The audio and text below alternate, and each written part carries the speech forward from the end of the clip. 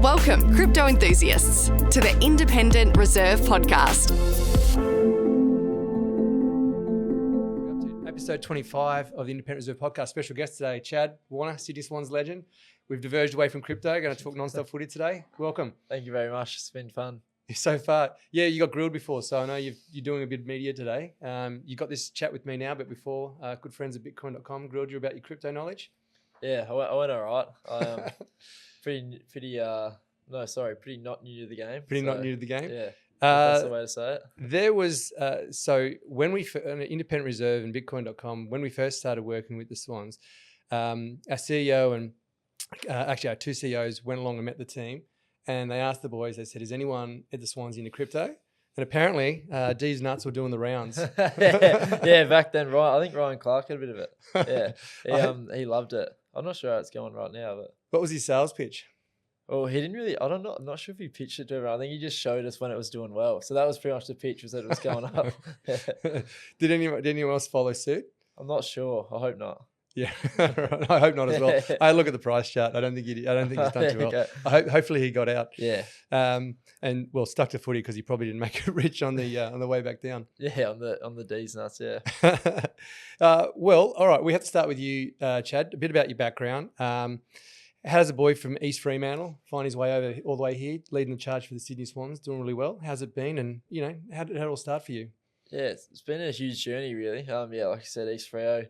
Down in Willetton, as I was speaking about before. That's where I grew up, and went to Aquinas College, went to school over there till year 12, and yeah, pretty much played for the Ducks, the WA state team, and yeah, kind of just got drafted from there. And yeah, I guess it's just been a great up and down journey from there, really. Up and down, it's all been straight up, hasn't it? So you were drafted in 2019. You made your debut 2020 against the Richmond Tigers, and since then you haven't had a bad game, as far as I can tell. I've had a fair few things. So yeah, it's been, I think that I guess when I say up and down, I kind of mean obviously the grand finals, stuff like that, and then like you said, debut was probably one of the best days of your life, and then I guess little milestones from there. It's been really fun though. I'll tell you a little secret about watching you at the Grand Final 2022. I know the Swans didn't get the results, and everyone at Independent Reserve is mad Swans fans. Oh, that's great. Yeah. But I'll get a bit. But first of all, I have to ask you your debut, because that was right in the middle of COVID, 2020. You made a debut, and there was like no one there. Yeah, it was very interesting. I think there was a few people were allowed, but yeah, I think maybe quarter capacity or something. It was actually up at the Gabba as well. That's right, because they had to deal with that. Did all your family get along? And no, they couldn't either. I don't think they were even allowed to fly from Perth to there. Oh, right. Yeah, because of the travel restrictions. So that must have been. Because WA had a real hard border restriction too. That's a real shame. I know that your old man and grandfather, nil footy legends out in the Wimmera. The Wimmera League. Oh, so you know Graham, do you? No, Graham, I know he loves your show too. He's always commenting me, going, "Why aren't you getting chat on?" I'm not sure if he even knows what social media is. So that's so obviously footy runs in the family, and you grew up and your brothers playing for the Swans as well. So big footy family. What was it like growing up in a pure footy family? Was it just non-stop footy, day in, day out? What was it like? Yeah, I mean it was great when we were young. It's probably the only thing that I really, really liked and loved, really. And so Dad, obviously playing himself, and like you said, Pa out in the Wimmera, it's pretty much a religion in our family. And I think it's the only thing that we really cared about at the time. So down the park, out the front yard, and having four brothers definitely helped that. You obviously have a lot more mates to play with. Yeah. And then, I guess it's kind of just been the number one thing in our life since we were probably 3 or 4, I reckon. Right, and so Corey's playing for the Swans. That would have been a good moment seeing him debut with you and playing, because you'd already been up and running for a couple of years, and he's a bit younger, obviously. And yeah, he's a couple of years younger. It was a pretty amazing experience, to be honest. And obviously, not many people get to have that experience, so I'm very grateful for that. And it's great to be able to have a journey for yourself, but also be able to do it with your brother. It's kind of a cool thing. Absolutely. So do you guys give each other a bit of grief out there if someone does anything wrong? Yeah, I've given a few sprays this year, but no, it's all helping hand anyway. Yeah, right. So do you have any other brothers? Like, who else is coming through? We're going to see how many Warners we're going to see in the AFL. 2 more younger ones. Right. Yeah. The third one actually did his ACL, unfortunately, recently, but he'll be back. He'll be back hopefully. What's he, 18? And then the fourth one who's 15. They just had their first state 16s game, I think, the other day. He did really well. So he's a whole year younger than that, so he can play 16s again next year. Right. So I think he's going to be a lot better than me. You reckon? So yeah. Because you guys have, so the Selwood brothers, there was 3 of them made it. 4, I think. Or 4 made it. So you reckon all the Warner brothers will play in the AFL? I'd all for the hope Swans? so. I'd hope so. But I think the youngest one will be a lot better than me anyway. So yeah, right. Well, so if I ask Graham or Travis, yep, who would they say is the best one? Probably Troy, the fourth. Yeah, I have to say. All right. So there's probably some scouts out there going to have a look at Troy. Yeah, hopefully bring him over here. yeah, exactly. Andy, you can have a word. Andy's on it. So the Swans are on it. So we'll have 4 players. Like, actually, with the age difference, you could actually have 4 brothers in the same team. Trying to think, yeah. Well, everyone's pretty much 2 years apart. So, yeah, it probably would work out like the Danahers, yeah. There we go. Mate, that sounds good. So, so just with your experience growing up, I mean, footy was obviously a religion in the family. You boys were all just playing. If you weren't being a footy player, what would you be? Oh, that's a great question. It probably changed a lot. I actually did a lot of work with Dad before I got drafted. He's a tree lopper, so I don't know. I might be doing that still. You'd be out there lobbing trees, you reckon? Lobbing trees, yeah. Climbing up there, helping him out. Yeah, nice. Yeah. I'd probably want to be a pro golfer, but it wouldn't happen. How's your swing at the moment? Average. I'm blowing out a bit, 8.5. 8.5. Yeah. I know. It's scrapping around there, shooting 75s. Nah, definitely not 75. Nice. So tell us then a little bit about your life in at the Swans. So, everyone knows about the Sydney Swans culture and all this kind of stuff. And what was it like for you coming across and getting your first game? Sort of, I imagine you're a local legend out in East Fremantle. Yeah, not quite. There's a few more actual East Fremantle legends that probably above me, but Oh, you reckon? don't know. We'll have to go back and ask him. We'll have to fact check that. Yeah. So, number 1 local legend. G's on it right now. Yeah. We'll work it out. So what was it like? So I guess you were probably, what were you, like 19 or whatever when you got drafted and you came across and you had to move all the way from Perth to come across? 18 and a half, yeah. 18 and a half. So, yeah, I was 19 in May the next year. And yeah, it was actually a very interesting start. Obviously with COVID and like we were talking about before, COVID and stuff like that. When I came over, it was fine. And then kind of, I think it was, January or February when it started? Yep. And then, yeah, that we kind of caught wind of something weird going on. And then the AFL obviously shut down for, 2 months or whatever. And then, yeah, so my first year was pretty interesting. And being away from family and that, I guess, was obviously a bit tougher than if COVID wasn't a thing because we couldn't see anyone, couldn't fly over at all. And the year went for a bit longer too. So how did you adjust to life with the training? How did you find the training? Because, the Swans Academy and stuff, I guess they do so much work now with the younger players. Like, yep. It's not like you just, you're 18, 19, you're a good player, so the clubs just pick you up. You guys are on like performance, not performance management, performance, like I guess programs, training routines from like 14. Yeah. You know what I mean? They get you on diet, they get you on running. Because you guys have to run like 1,000 kilometers a game. Yeah, exactly. I think it's actually the Waffle, I guess, under 16s, under 18s program is pretty similar to the academy program here. They obviously just have no ties to any team, but it is similar where you have from probably the age of 15 or 16, they have programs which I think in all honesty is a bit over the top when you're that age. Yeah, right. But, can you give us a flavour of how much were you running? They put some diet stuff on you? Like what did it all look like? Yeah, they kind of give you education on diet, but that at the end of the day is up to you. That's smashing Big Macs. Yeah, that's up to you at the end of the day, really. Some people obviously have to watch what they eat more than others, but it's pretty much that. And then programs around running, gym. You do that all with the team though, back at East Fremantle. And yeah, like I said before, I think in all honesty at that age, they go a bit over the top. I don't think their sports science is as good as it is in the Swans Academy. Yeah, I think that's the one advantage they have over here is obviously training at the facility that we have and using all the resources. They have a lot more research around sports science and that. But yeah, it's pretty intense from fairly young. Yeah. And so what is it kind of, I guess a lot of people would be fascinated to know for a professional athlete, like what does a, fairly typical week look like training wise? I know today's your day off, but then they're making you work. Like, so I can only imagine what they're doing when you actually have to work, tough. It's very tough work, this as well. Pretty much, yeah. What did we have? Yesterday we went in, we just did a bit of recovery. watched the game review, did some weights, and then a bit of meditation. Really, that was about it for yesterday. We started at 12, and then you get a massage at the end. So for the first day after the game, which is 2 days after the game, that's probably the best session of the week, because it's kind of just getting back in the swing of things. You just watch the game and do a bit of recovery, and then today's day off. Tomorrow we'll go do our main training session. Tomorrow, okay.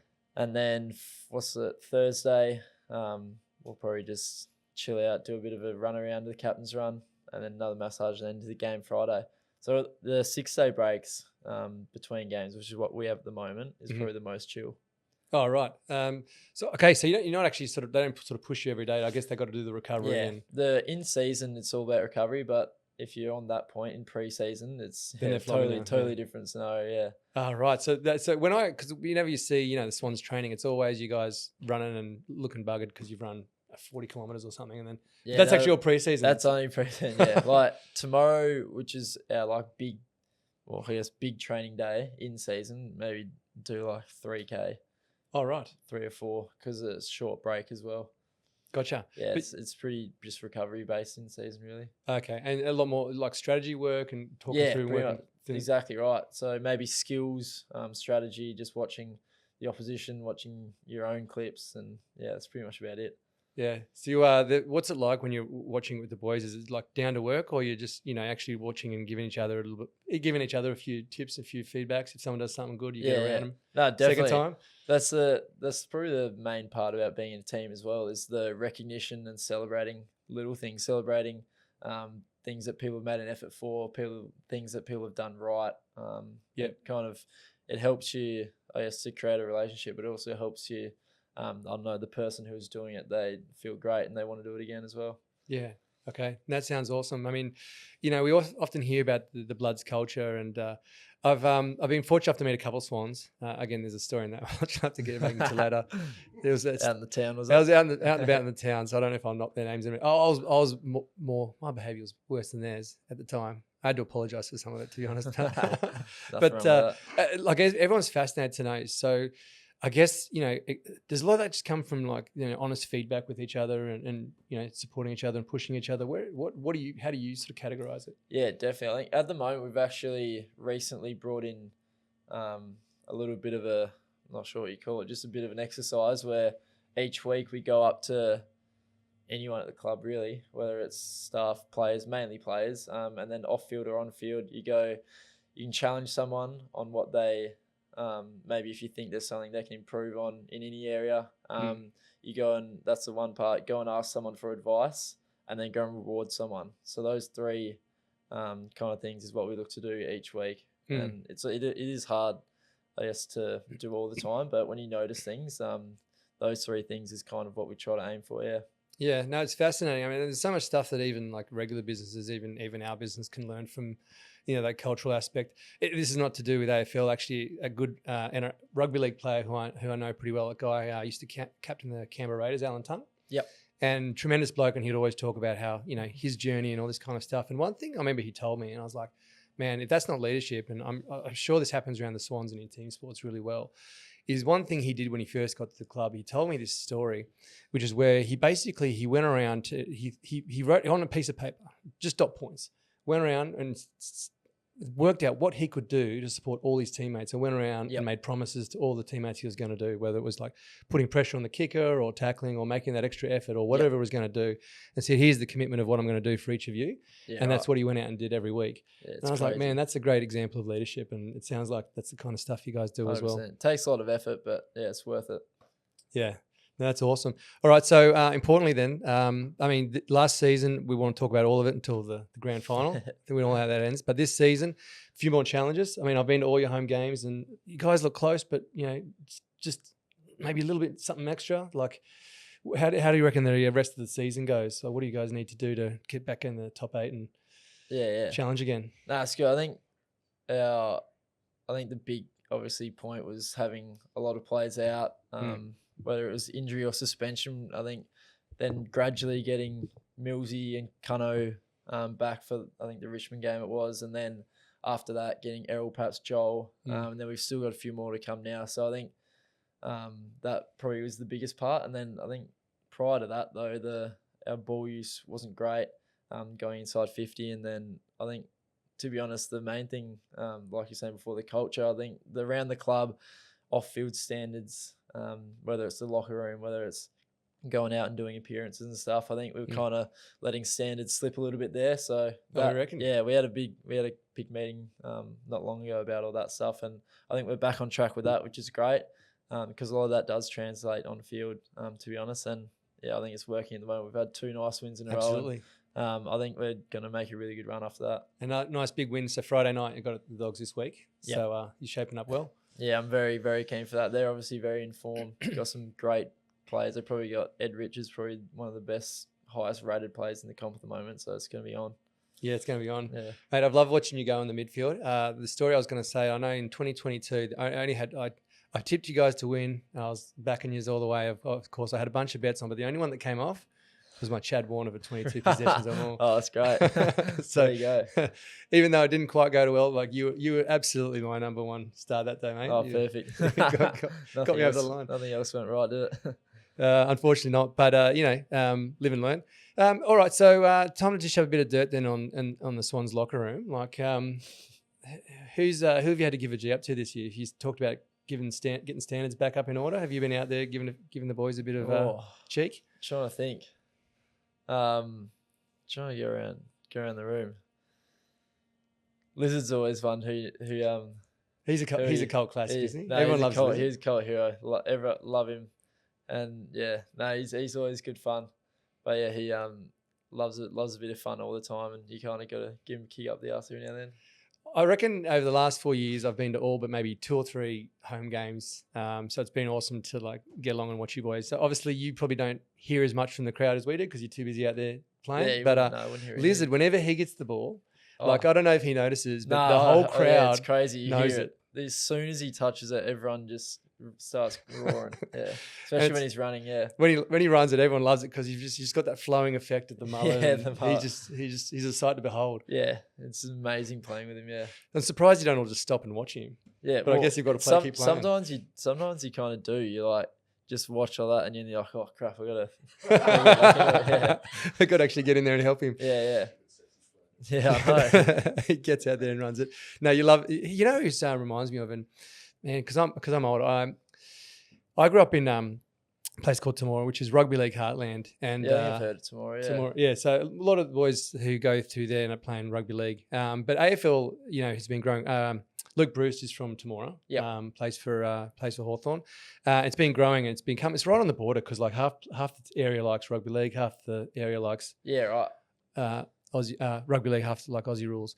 And so I remember I first started jumping at the Swans. I became a bandwagon member in 1996.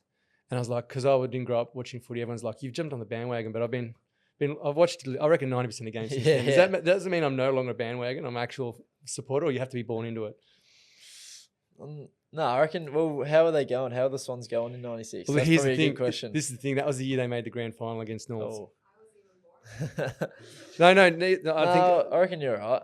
It's long enough. Yeah, that's long enough. Long enough. Okay, good. See, now that the Swans players like officially got me off the bandwagon, I can say that. Yeah, sweet. And okay, nice. So I guess again we've got to talk about some of the other Swans players. Like who do you hang out with the most there? Like who are the guys that you tend with, or do all the boys hang out together, or they? Yeah. Everyone actually gets along very, very well. Like a lot of people ask. Like my mates and that have asked, like, oh, who do you not get along well with and stuff? And I probably couldn't really name anyone. Obviously, everyone has their kind of mates who they hang out more with. Like I'd probably hang out with Errol, Logan, a couple of younger boys a bit more. But yeah, everyone is honestly very close, to be honest. Oh, that's good. Because I'm always interested, like for a team sport where it kind of relies on you guys working together and being a team. How do you guys ever like cross that whenever you have disagreements? Like someone stuffs something up, and obviously tempers probably get heated at times because you're all competitive blokes and want to win. Yeah, does that ever pop up? Yeah, competitive, a lot of testosterone, want to win. I think the main, I guess, overriding factor behind it all though is that you care so much. You care so much about each other and about winning that nothing's personal at all. So yeah. Like I was saying before, challenging people, whether it's out in the field, whether it's in the locker room, or whatever, everyone knows that it's because you care and because you just want to get better. and it's not personal. And at the end of the day, if you're close enough, you can have those tough conversations. Yeah. Yeah, nice. And so actually, so what's it like now that you're sort of a bona fide footy star? I mean, you've had a bunch of like top 5 best and fairest, all Australian last year. You've obviously I guess probably in the top. I can't remember which year, but I know you were like top running for the Swans last year, I think, as well for the Brownlow. Yep. You've been really consistent. What's sort of left for you? Grand final, Brownlow. Like, what are the things you still like to see? I think probably, as anyone would say, the grand final is the pinnacle of it. That's the only thing I want to get, especially with this bunch of boys. Obviously, having lost a couple with them as well just makes you want to be involved with them even more, just because you kind of been through so much. And yeah, I think it would be any time now, to be honest. Yeah, I mean, it sucks to sort of talk about, but like at the same time, I guess a lot of people would be curious. Like, what's the post-mortem of like, 2022 last year when you guys, maybe even last year where you probably went in a little bit more favourites. Like, what was it like around the club to kind of go, all right, look, shit happens, but let's back up and go again and get it right. Like, what was that? How'd that process go? Yeah, I think everyone's obviously affected differently and kind of moves on differently. But I think when was it? The start of this year, end of last year, was December when we came back for pre-season. We obviously reviewed the game, but I think myself personally, you take the learnings out of it you need, but from there, couldn't really give a crap after that. Yeah, it's right. Whether we won or lost, I'd just be like, it's a new year. New year. And stuff changes, people change, team change. Like our team's changed a lot this year with injuries and stuff. And yeah, I honestly don't think the past has any bearing. Bearing at all. Yeah. So the boys have forgotten about it. Time to move on. Yeah. What else can you do? As weird as it sounds, until you said it, you kind of forget that you even really played one. Really, Yeah, right. Yeah, nice. So a bit more about you then, Chad. So you played footy your whole life. Swans legend now. Well, I guess I have to finish before. I wouldn't say yet. legend in the making. But I tell you, you must be. You're an East Fremantle legend, so you're a Ducks legend because you've come through that. You've made it the AFL. You're achieving at the highest level. What's it like going back and seeing the family back there and spending time with them? I still absolutely love it back there. Love home, and it's great. The club's always really flexible with letting me go, I guess maybe buys or having extended breaks there throughout the year when there's an opportunity. Obviously at the end of the year I always go back for Christmas and stuff like that, but yeah, I love getting back, seeing them and seeing all my mates. They're all great too. So they give you a bit of grief when you get back, when you have a bad game? Nah, they're actually pretty good. Dad usually just stays out of it. He doesn't usually give me any advice or stuff like that. I think because when we were young, he coached all our teams and used to a bit back then. But I think now he realises that we know what we're doing. So just step back and watch the show, really. Yeah, that's awesome. I've got young kids that are in, kids sport on Saturday and Sundays. And it's really funny because the kids are just out there having fun. And the kids who love it, they're doing well. And the kids who are just there to hang out with their mates are doing less well. But watching the parents, I wasn't aware of it as a kid. It's insane. But I watch the parents, and some of them have like pretty shit attitudes. Mate. Like demanding perfection from an 8-year-old is just it's the one thing I think I've learnt and kind of noticed is like, obviously there are a lot that are good, but some are an absolute disgrace. Absolutely, and some of them need a good talk. Especially, and like you said, there's a lot of kids out there who just want to play for fun, which is great. Like they want to do it for fun, but a lot of the time, I feel like those parents are the ones who kind of want to live through them and kind of keep pushing them to a point where they don't want to be pushed. Whereas like, I know myself, Corey, and I guess most of the players at the Swans were happy to be pushed like that, but a lot of players are out there for fun, and I think the parents don't really realise that. Let the kids play. Yeah, nice. No, it's good to see. Well, I mean, it's a real shame. I know for your first match, I guess your family couldn't be there for that. Do they get across pretty often and come and watch you guys play now? Yeah, they're actually coming this week for the Bulldogs game, which is great.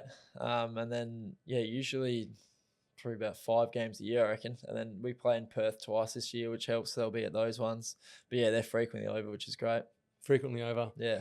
That's good. It's a long trip from Perth. I've never actually been to Perth, but isn't it like 4 hours? Yeah. About 4 on the way here, and then 5 on the way back. Yeah. That's right here. It's a killer. Kills. Just long enough to, anything over 3 hours is just long enough to piss you off. Yeah. I reckon three's about the limit. And the time difference. That was always the challenge, because going over there, I got a lot of respect for any WA teams, because they've got trouble. Crazy. They're constantly away from family, constantly away from their own home. And yeah. Like you look at David Mundy and those sorts of players for Freo, and I think they were did a stat where they showed how much travel he had to actually do, and it was like years worth of travel. Yeah, it's more incredible. than other players. Yeah. Yeah, it's real tough. All right, so you have to drop some. I need some inside word. When you're out there playing? I know the boys are out there all going hard. There must be some good chat, giving each other a hard time. What's some of the best with opposition? You mean? What's some of the best sledging you've heard out there? Once, what was it? What's his name? I think Latham Vandermeer or something. He called lizard onions because he said he makes my eyes cry when I'm here. That's probably. I'm not sure how good that was, but that's probably the only one I've actually heard that was kind of an actual sledge. Really, everything's just kind of classic, just like chewing your boot, stuff like that. Yeah. Oh, really? Like, what have you? Who's the best sledger then on the Swans? Lizard's actually really good, to be honest. He said a lot of stuff I probably can't repeat, but he's the best. You can for us, or if it's too fruity, we can edit it out later on. He's the best, I think, because like you can't ever get under him either, because he's just always so happy. He's so confident in himself that no one can ever get under his skin anyway. But he always gives dishes out real hard too. Yeah. Right. I feel like some of the former Swans, there's a lot of on-field experience where they could you could bring out some of the previous sledges from bygone generations. They should have that as part of the indoctrination, so you boys can have top game on the field. Yeah, I know. Get it from Paul Kelly. Paul Kelly would have had a few good ones back in the day. He would have. He's a funny bloke. He's got a very dry sense of humour. Yeah. I've met him a few times. He's a great fella. Yeah. What's it been like at the club since there's been a change? Obviously, Horse left, and now you've got Big Cox.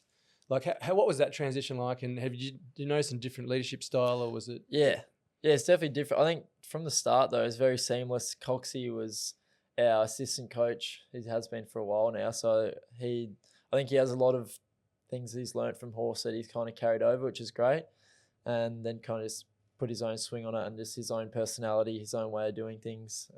Yeah, I think everyone's really loving it, to be honest. And it wasn't really that big of a change, I guess, because we've had him for so long. But yeah, I'm really enjoying it. Yeah. Yeah, that's good. I still remember so Dean Cox played for West Coast, and he played in that 2005, in that period, 2005, 2006. And I went along, actually, there's the infamous Leo Barry mark right at the end. Yeah. And Cox, I think Cox was the one who kicked it in. He was the one who kicked it in. And Lewis Roberts Thompson, did he give away a fistful of jumper? I don't know. There was about 10 free kicks from everyone in that thing. Didn't matter. Yeah, I remember that. Well, you would have been like 4 at the time, so you probably don't remember. Yeah, what was I? 4. Yeah, it was actually. Yeah. So I think we were watching it. Mum was actually saying the other day, watching at the Willerton Sports Club. Yeah. Were they? Yeah. Really? It's interesting. How many more Swans fans are out in East Fremantle now because of you?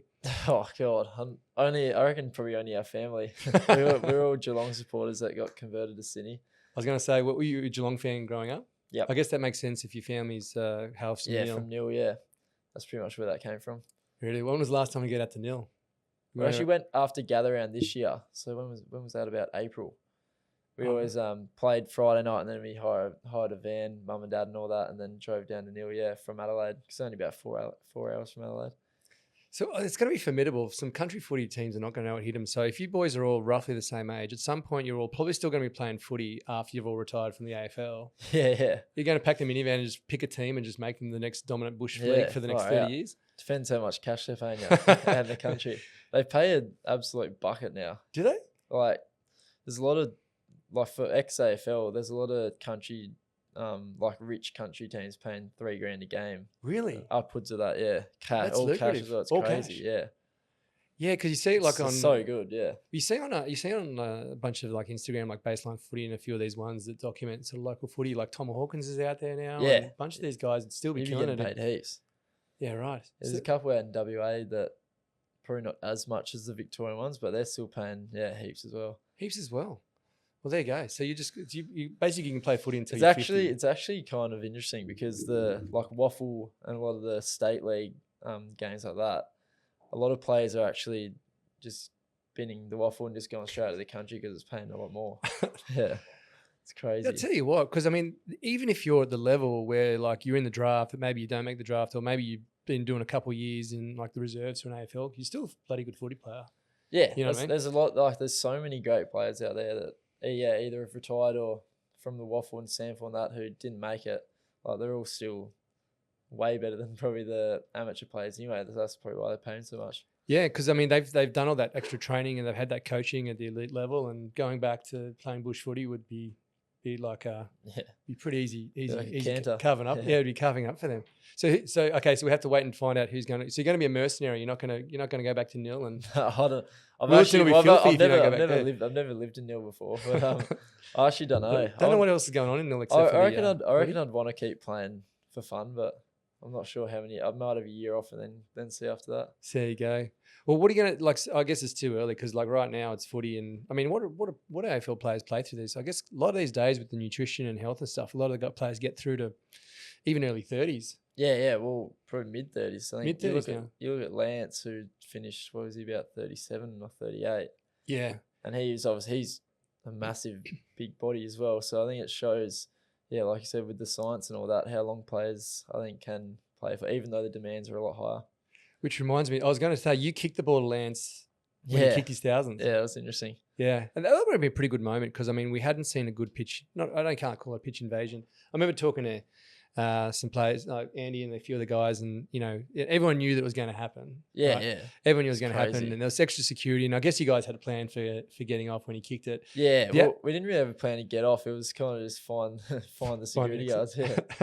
I remember, like, tell you what I remember about that day. I was sitting, actually, because he was at the city end in the right pocket, wasn't he?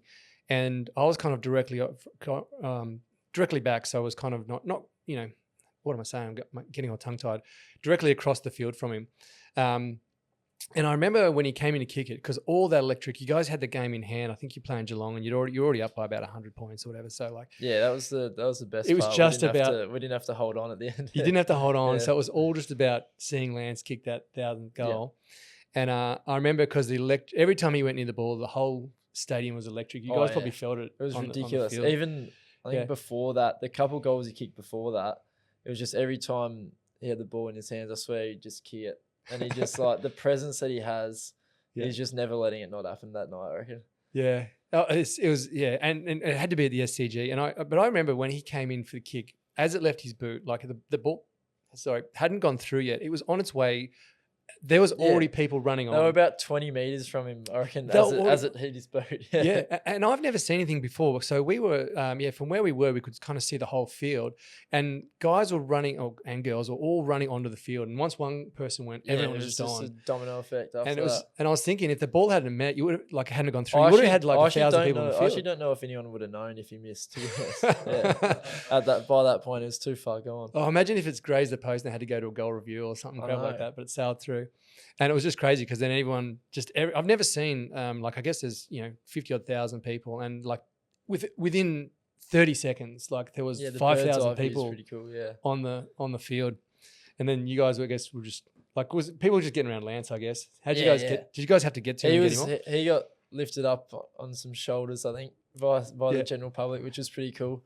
And then, we, in all honesty, you had to just kind of try to keep your feet, really. That was the hardest part. There were kids on the ground that had been knocked over, getting trampled on. Like, it was ridiculous. It was an absolute bum rush. It was good though. It was an amazing moment. And when was the last time that happened? Probably when Lockett kicked the all-time record back in. When Lance kicked 100 for the year. 100 in year, that's right. But that was a while ago. That was a while ago in Hawthorn, at the SCG. Now, iconic moment. It's pretty exciting to be part of that, because that's the kind of thing that everyone will forget who kind of won the grand final in 2022, but everyone will remember that iconic moment, and it'll be replayed forever. Definitely. And you were the one who kicked it to him. Yeah, it was a pretty lucky moment, to be honest. Talk us through it. Were you looking for Lance, or by that point, and like you said, because we were up by so much, by that point, I think any time you had the ball in that zone, I was just looking dead for him, and somehow I managed to get a free run at it, and he was as open as can be. I think the Geelong players probably just come on, just leave it. Yeah. This will be good. They wanted to break it halfway through the fourth quarter. Yeah, exactly. So what actually, just in general, do you still get nervous before games? Are you what's it like for you before a game? I mean, once you're out there, you're just doing your thing, and it's something you've done since you were that high, but you still get nervous, or you just, this is just usually when the only time it was kind of couple minutes before the bounce, like when you're out there during the day, I'm sweet until probably the 2 minutes before the bounce down. And then that's pretty much all, yeah. From there, you're just playing, you don't really feel it. It's probably, only a minute or two where you are nervous, I reckon. Yeah, because once you do it, I mean, like you said, you grew up with a footy in your hand and you've just always done it. And it's second nature to you, I guess, a lot of it. But like thinking about it probably.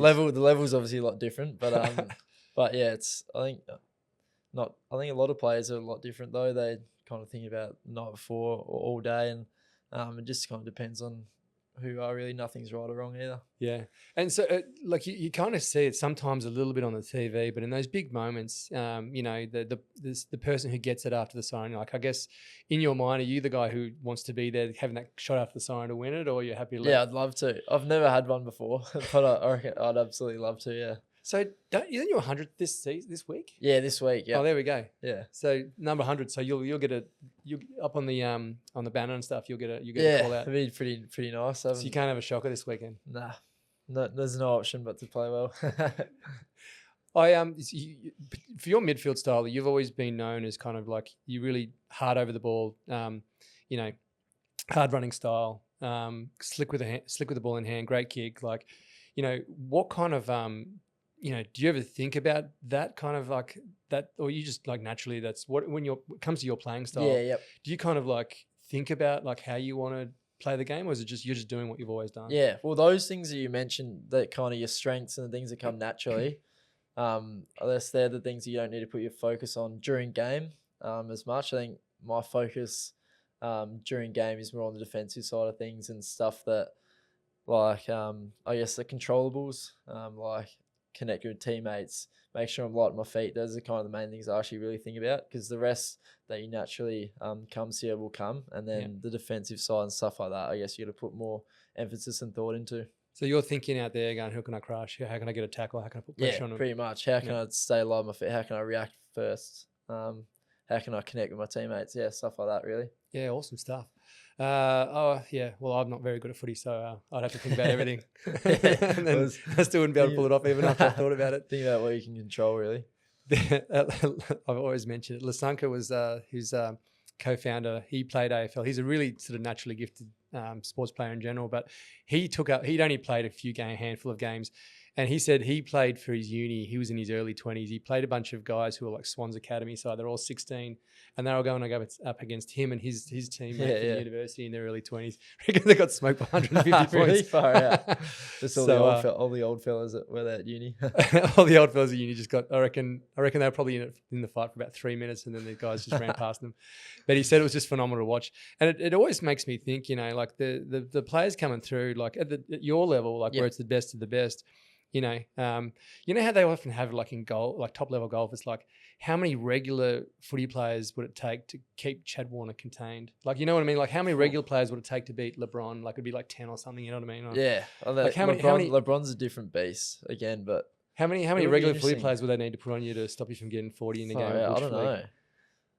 I'm not sure how many touches I'd even get in a local game. I don't really rack it up that much. But like when he's talking about stopping someone, like if you even put Isaac, I reckon you'd need at least 15 blokes to stop Isaac, like regular footy players.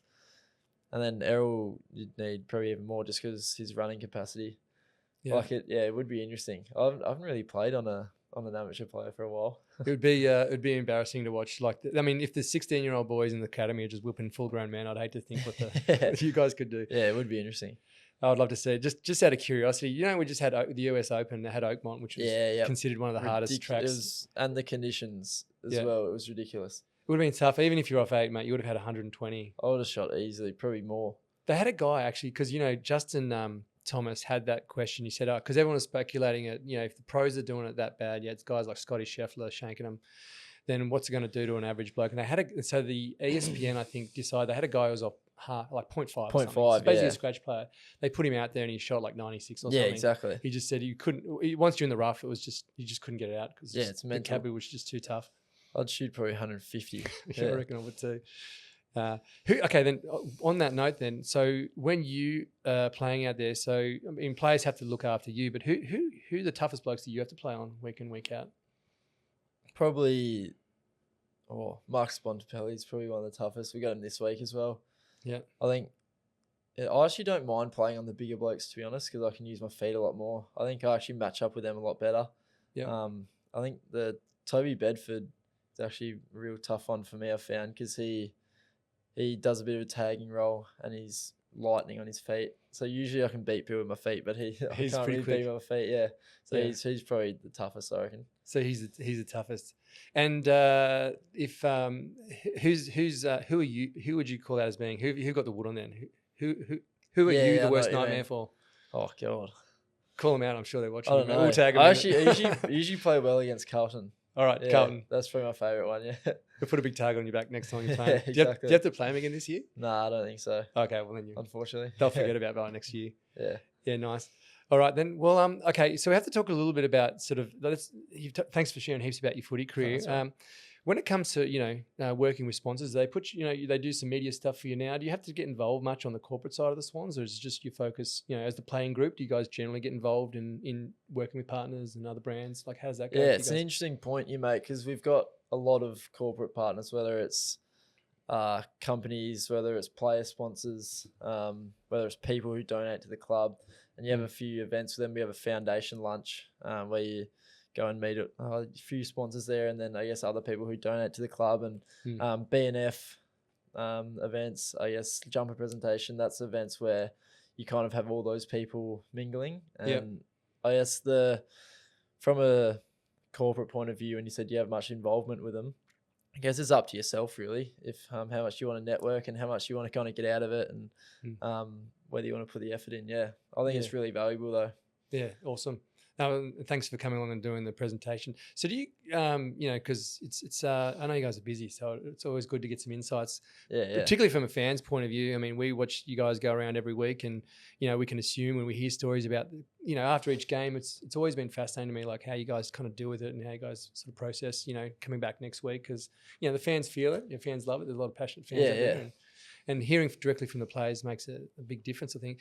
Do you often get, do you get, when you go around, if you're obviously in Swans gear, everyone's going to notice you, but how often do people come up to you in public? And yeah, I think these days, because the Swans are growing a lot and the Swans are doing well, and they have done well for a lot of years now, I think it's really starting to grow, and it kind of, it does up a lot more. And I think the benefits, I guess, like you're saying, from sponsors, corporates and stuff like that, is starting to get a lot more too, just because of the recognition and the impact that Swans can have on the community. I think it's still definitely nowhere near as bad as like Melbourne, Perth and stuff like that. It's kind of a lot nicer where you can chill out a bit more and not have people annoying you as much. But I think the fans in here and that, I think, are a lot more respectful. I reckon these days the level of support and how much I guess they recognise you is probably the same, but it's just the respectfulness and the non-annoying piece is a lot better. For guys like Sydney's far more of an AFL town than it used to be. I mean, when the Swans came up to Sydney in 1981, and I reckon until the late 90s, like they would have had like 100 people at their games. Yeah, like it would have been a hard slog for them once they come up. And now, it's minimum. Even if you guys aren't going that well, you're still getting 30,000 plus to games. And when you guys are going well, obviously, you're packing out the SCG week in, week out.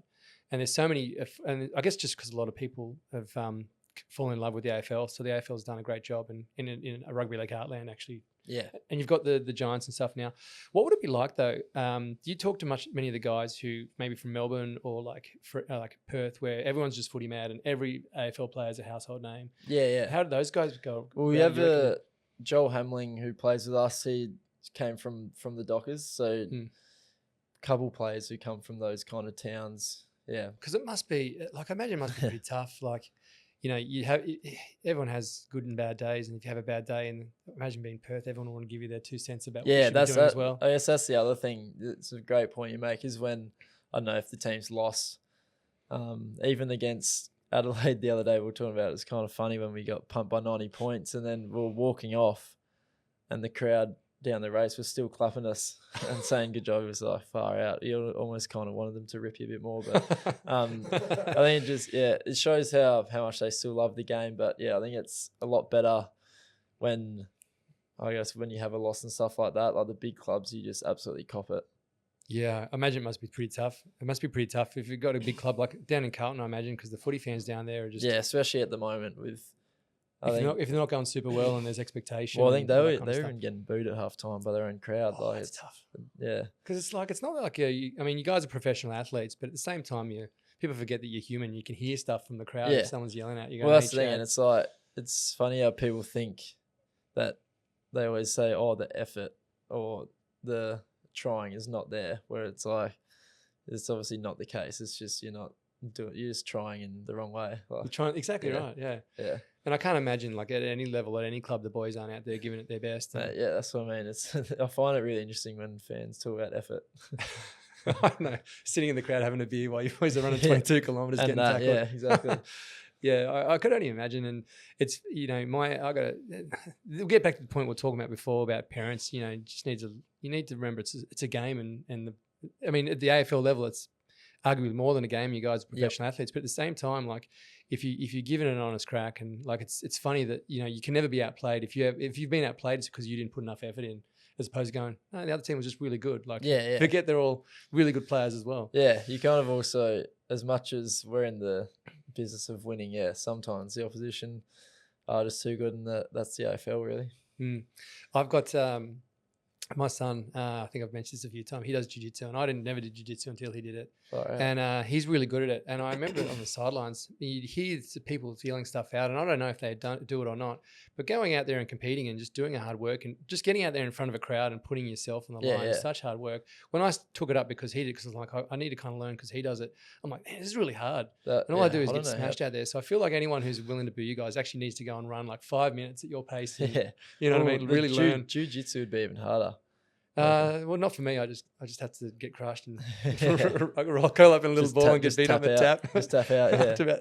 After about 30 seconds, I can start again. Whereas you can't do that halfway through a game. You've got to keep doing it. You can't tap out. Yeah. Even if you're getting flogged, like you said, by 60 points or 90 points, you still have to finish the game off. Yeah, that's the funny thing about sport with that is you kind of feel like when the game's obviously done, whether you're up or down, you kind of feel like, I know the last 5 minutes where nothing can happen is kind of pointless, really. Yeah, do you guys ever get that sense that it's like when it's in, you kind of just, how do you guys manage that? Like in the end of a game, do you guys are talking about that? If you're going well or going bad, about closing it out? Yeah, well, I guess if you're up, you kind of look to the bench and they have a lot of signs that they hold up and stuff like that. So you kind of be directed by that. But yeah, it's mainly, I think the main thing when you're up is not getting into the trap of trying to save the game. Because when you're up and you kind of try to save the game, it usually you take a bit of a backward step. Yeah, and that's when the opposition get a bit of a run on and start coming at you. So it's always about trying to obviously not take risks, but still being on the front foot and not saving the game. Yeah, right. All right. So I have to give you some advice then for the young players coming through. Like I'm sure, hopefully, most people who listen to this show are probably crypto enthusiasts, but we haven't talked about anything about crypto today. So there's going to be a lot of footy fans out probably listening to this one. What would you say to, first of all, to the parents out there? Like, chill out. But what do you say to the young blokes coming through? Yeah, I think for the young blokes, I guess in a sense, it's and girls, of course. Yeah, young guys and girls. I think in a sense it's similar to that. Chill out a bit. But when you're kind of coming through and stuff like that, I think the main thing that I would say is enjoy it as much as you can with your mates, with the kind of people that are around you that you've played with for a while, because footy, as I've seen now, it goes so quick, and those kind of times are definitely some of the funnest that you have. And then I guess after that, if you're really serious about it and you want to keep going, just make sure you make the sacrifice that you need to, and then from there, I guess just put the hard work in. And if it's something that you want to do, have a crack at it. And if it doesn't work out, well, it doesn't work out. But you might as well, if you've had a crack, you've had a crack. Yeah, nice. And what about those overzealous parents who are like bugging the kids on the sideline? Yeah, well, I guess if your kid shows that they want to have a crack at AFL and they really want to put the work in, support them from the best of your ability, but don't ever push them to the point they don't want to be pushed. And then I guess the biggest part is support them and be there for them, and then give them advice if they want it. But other than that, chill out a bit. Chill out a bit, because I'm going to be willing out when there's some parents going mad. I'm going to be like, trust me, I know some guys at the top level, and then they're telling you to chill out. So I think my parents are pretty good with that. That's awesome. All right, well, before I let go, because I think we're probably running close to time, I've got questions here from Jared. Here we go. I haven't. All right. But I am actually really keen. I want to get some more stories from you, Chad, because you've been inside the Swans on the inside now for 4 years, and you've got to have some dirt on a few players. You got to at least start with your favourite moment, in or off the field, Swans related. Favourite moment. Far out. Lance's 1000's obviously really good. I think it's probably more of a general thing, but I love, honestly, any moment where we can, I know on a weekend, say this weekend, where we've got a long break between games. I think there's some of the favourite moments where you can go out as a team, all head to the pub and, yeah, just get silly, really. I think that's the funnest part, just going out with your mates that you obviously grind each week with. Yeah. I think those are some of the funnest moments and the moments I enjoy the most, to be honest, is doing that. We can kind of have a bit of time to settle down and be a normal person for a weekend or so. Yeah, that's a really thing, right? Because people forget. I know you guys are professional athletes, but also like you're young blokes and you want to have fun, hang out with your mates. And what are you, like 24 or something? Like 24, yeah. And you need to be able to let off a bit of steam and have a bit of fun.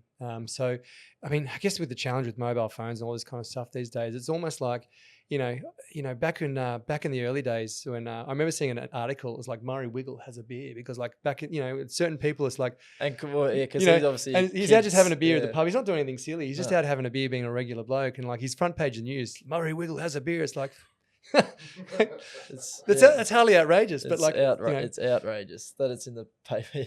There was first time I met some Swans players. Well, actually not the first time, but I remember I was the worst behaved. I don't think I said anything too bad, but I did have to apologise to a Swans player about it. Not because I think you necessarily needed to. No, we had this is back in, I reckon it was about 2016. We had it was like a sportsman's lunch, and there was a bunch of players from the 2005 era. So I think a few guys like Ty Kennelly, Michael O'Loughlin. I saw Goodsy there.